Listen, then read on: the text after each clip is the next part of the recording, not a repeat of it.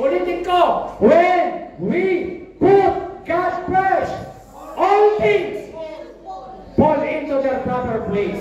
Ayusin ang lahat. Ayusin niya yung pamilya mo, ayusin niya yung negosyo mo, ayusin niya yung mga anak mo, ayusin niya lahat. Praise God kapag inuuna mong gawain ng Panginoon. Amen? And Proverbs 3 verse 9 to 10, ano sabi?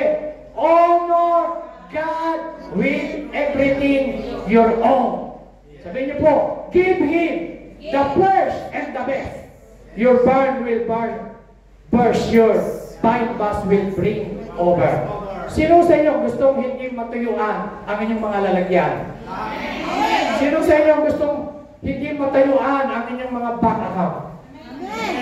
Yung ayaw mag-amen, hindi mangyayari sa inyo. Ako gusto ko. Sino sa inyo ang gustong hindi matuyuan ang inyong mga bank account? Amen ba? Sino sa inyo ang gustong hindi matuyuan ang mawala ng bigas ang inyong palabigasan? Saan yung Bible? Yung bird. Ano yung bird? Mga palabigasan, wallet, mga imbaka ng pagpapala, hindi yan matutuyuan. Pero may condition yung verse 9. Basahin natin. Go! Honor God with everything you own. Give Him the first and the best. Ano sabi? Give Him the first and the best.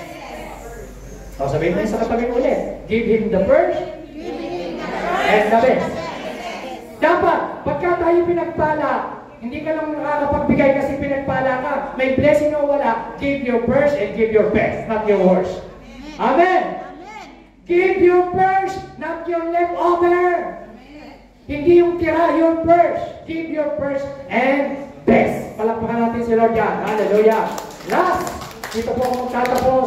Ito po first lesson natin mga kapatid. Sa susunod na Sunday, ituturo ko po breaking the spirit of mammon. Paano nga ba natin mag-break? So, introduction pa lang po ito, foundation ng ating series. Okay? So, number 3, godliness with contentment. Sabi niyo po, godliness with contentment.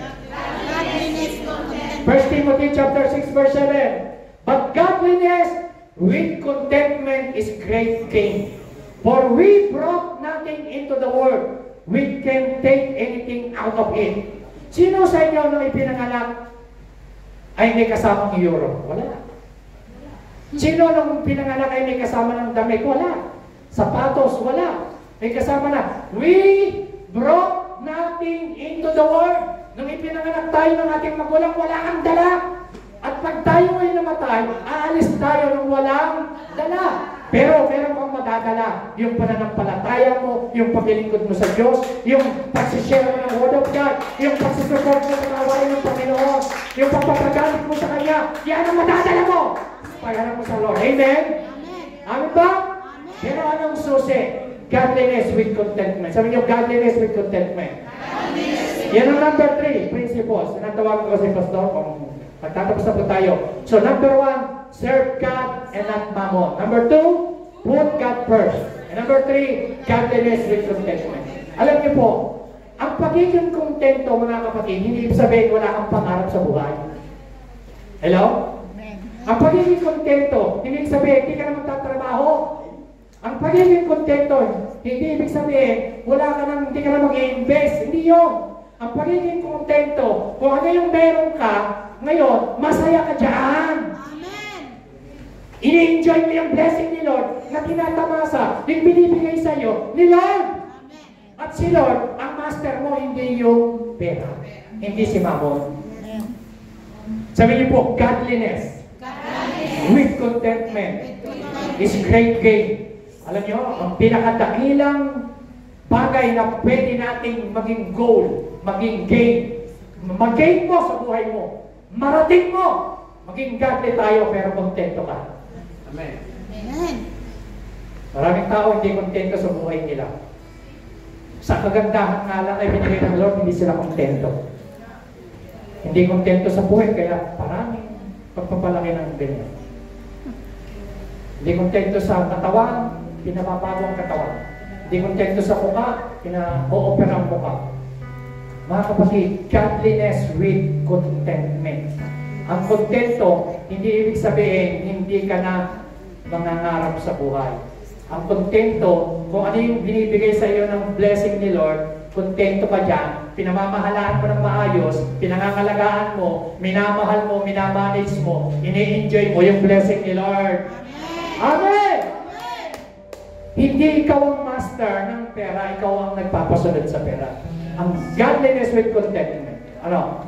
Sabi niyang Bible, ng quotation ni Benjamin Franklin, tingnan niyo po, sabi niya, commitment makes poor men rich.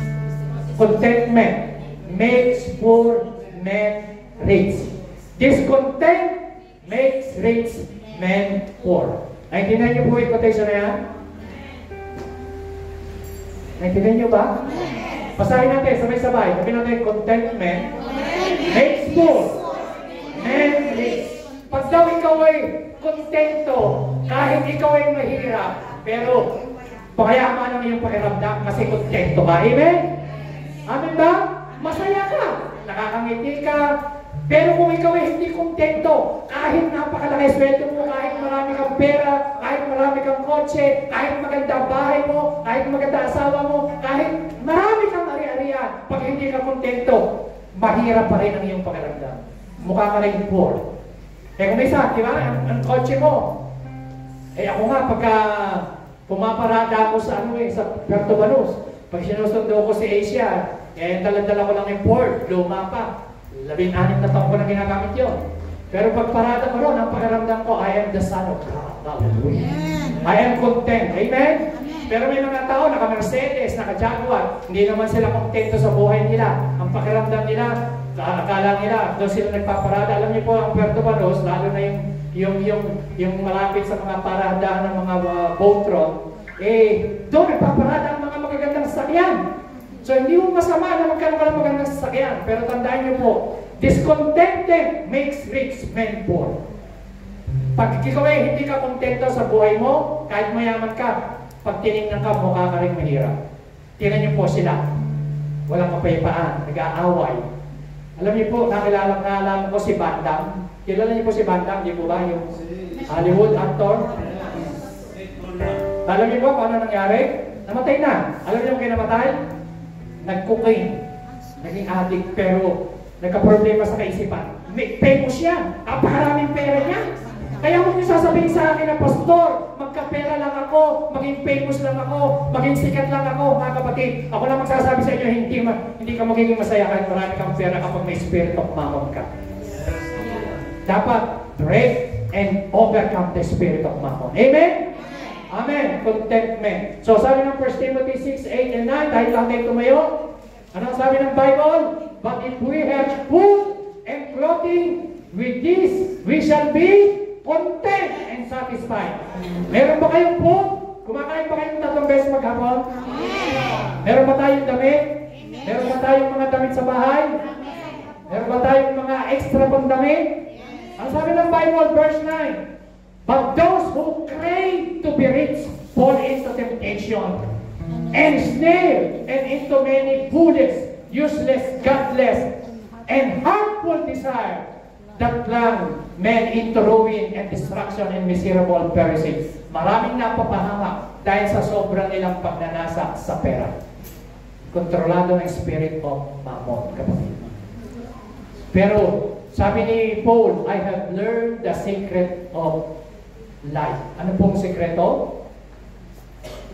Pakilipat yung last verse pa tayo tumira.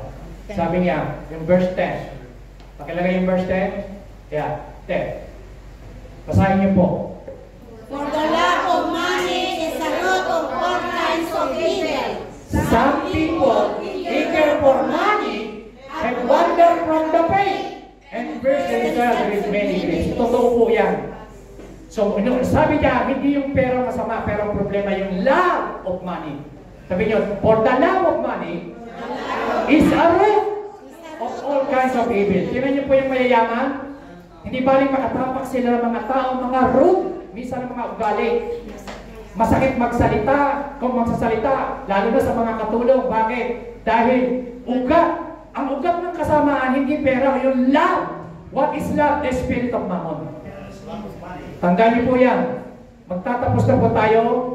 Isang bagay lang ang gusto kong para paintindihan niyo po mga kapatid, na yung spirit of mammon dapat i-overcome natin. So habang tayo po yung maawit, ang sabi ng Bible, for the love of money is the root of all kinds of evil. Hindi masama ang pera. Pero ingatan natin yung love of money, yung spirit of mammon yun, na nagdidikta sa puso at isip ng tao. Sabi ro, they have wandered the faith. Yung kanilang pananampalataya, okay lang.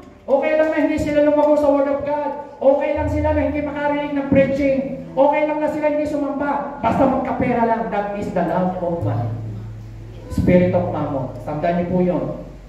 Huwag niyo hayaan na yung buhay natin makontrol ng spirit of mammon. Ha? Sabi niya, maraming napahamak. Marami nang wasak-wasak ang buhay because of the love of money. Mga kapatid, bigyan ko po kayo ng warning. Sabi po ni Paul, I have learned the secret of life. Ano yung natutuhan niya? Yung maging kontento sa buhay. Ano mang sitwasyon ang meron ako, maging sagana, maging mahirap, kung ano, kontento ako. Kapatid, una, contentment na pag-aaralan. Sabi niya, I have learned. Sabi niyo, I have learned the secret of my life. Ano yun? Being content. Godliness with contentment. Kung hindi tayo kontento ngayon, pag-aaralan natin maging kontento. Yan ay napag-aaralan. Sabi ni Paul, I have learned to be content. Sabi niyo, I have learned to be content. Makontento tayo. Alam niyo nga kapatid, hindi ibig sabihin kontento, hindi ka na magpaplano, hindi ka magtatrabaho, hindi ka magpa-part-time, hindi ka mag-invest. No, hindi po yun. Sabi niya, ano bang sitwasyon? Masaya ako. Meron, wala, mag-worship pa rin ako sa Lord. Amen. Amen? Alam niyo, maraming mga Kristyano, pagka walang pera, walang trabaho, hindi mag-worship. Hindi malungkot. Pagka yung nang mag-worship nang walang ganyan, that is the true worship. Tingnan niyo po si Job. Nawalang lahat! Ari-arian, kayamanan. Alam niyo ginawa ni Job? Lumuhod at sumamba sa Lord. Kaya mo nang sumamba sa Panginoon kapag nawalang lahat. Pero kapag ka nawalang lahat, tapos malungkot ka, hindi na ako mag-churches, wala akong trabaho, hindi ako mag-churches, wala akong pera, hindi ako mag-churches, wala akong ganito. Kapatid, that is not true worship. True worship, hindi nakabasa sa material na bagay. Kaya mo siyang sambahin. Amen? Ano man ang sitwasyon sa buhay mo? Sabi ni Paul, I have learned to be content. Whatever the circumstances. Ano mang sitwasyon? Ano man ang sitwasyon nyo ngayon, kapatid, pag-aralan natin maging kontento sa buhay natin. Tayo po'y umawit na isang awit.